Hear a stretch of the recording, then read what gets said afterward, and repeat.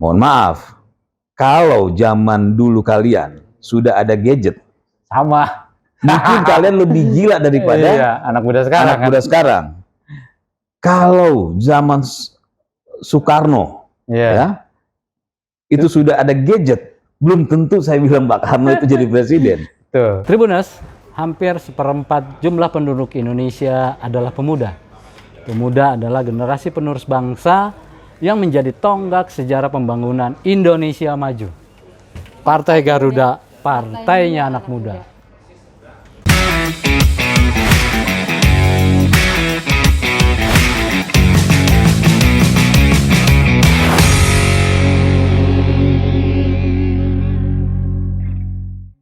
Bang Teddy, Ya.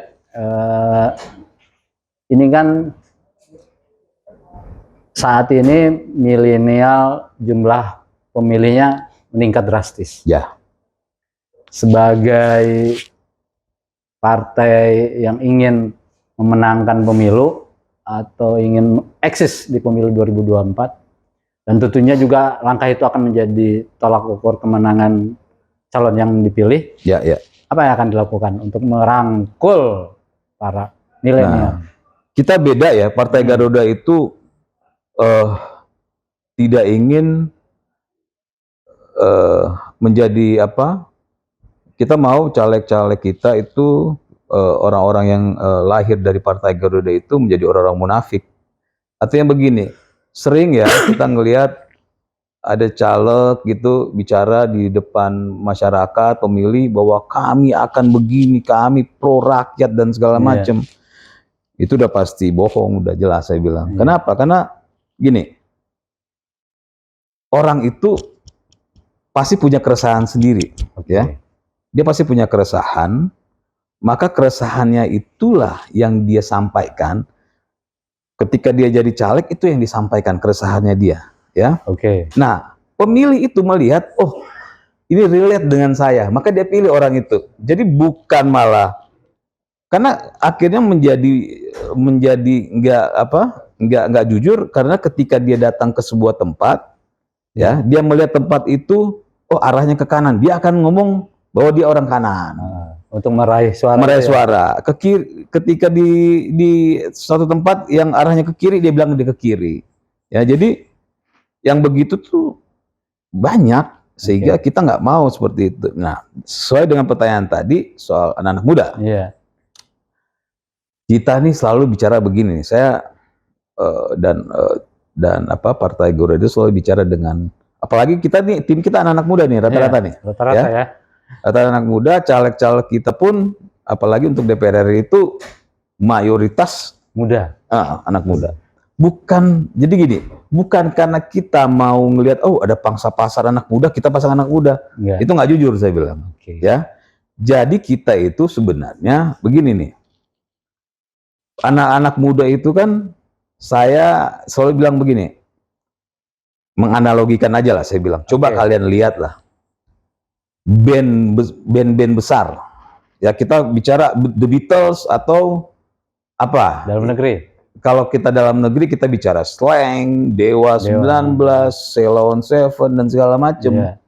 Itu mereka menciptakan lagu-lagu hebat ketika mereka masih muda. Muda. Oh iya, muda.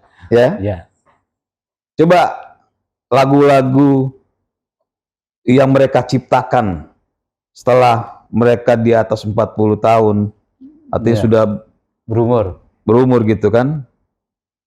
Enggak sebesar sedahsyat dengan yang muda itu masih muda. Dan ini band ini bukan cuma band di lokal, luar negeri. Coba sebutin Metallica, Guns N' Roses, ya, mereka menciptakan masterpiece itu di saat mereka masih muda.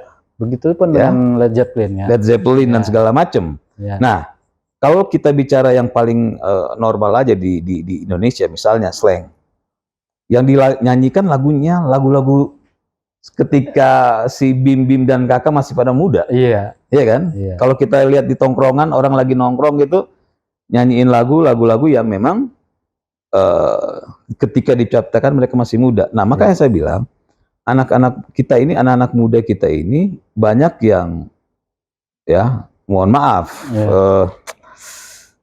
ada yang generasi-generasi tua tuh merasa mereka lebih hebat, Iya. ya. Mereka nganggap, lu masih anak kecil Anak ngapain kemarin ya. gitu kan, anak Nah. kemarin sore. Padahal nggak begitu, karena Iya. disitulah mereka itu masih bebas berpikir, masih fresh, Masih fresh, banyak masih ide, idenya masih banyak gitu kan. Nah, jadi kreativitas tinggi. betul. Jadi eh, kita itu memilih caleg anak-anak muda itu bukan karena ingin meraih, Iya. ya, tapi karena memang kita pikir ya mereka ini fresh gitu. Jadi Artinya bisa pemikirannya masih bisa, masih apa ide-ide pemikirannya yang baru, iya, yang inovatif, iya. sehingga bisa memajukan Jadi bukan pembangunan di karena bangsa Indonesia ini, gitu ya. bukan karena wah bangsa anak muda, kita bangsa anak muda, itu nggak jujur. Kita nggak ke situ gitu. Keren, keren. Bener, kalau dia bilang Bang Teddy, saya juga masih muda. Bang, boleh tahu nggak di Garuda itu bacalek termudanya berapa usianya?